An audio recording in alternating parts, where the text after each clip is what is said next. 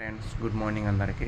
ఈరోజు సావిత్రిబాయి పూలే గారిది వర్ధంతి అనమాట. ఈవిడ తెలిసిందే, మన జ్యోతిబాయి పూలే గారిది వైఫ్ అనమాట ఈవిడ. సో మనం ఆల్రెడీ పోయిన మంత్ ఈవిడ జయంతి గురించి మాట్లాడుకున్నాం. ఈ నెల వర్ధంతి. ఇలా చాలా జరిగింది. పోయినసారి సరోజిని నాయుడు గారు కూడా అంతే. పోయిన మంత్ బర్త్డే జరిగింది, ఈ మంత్ వర్ధంతి జరిగింది.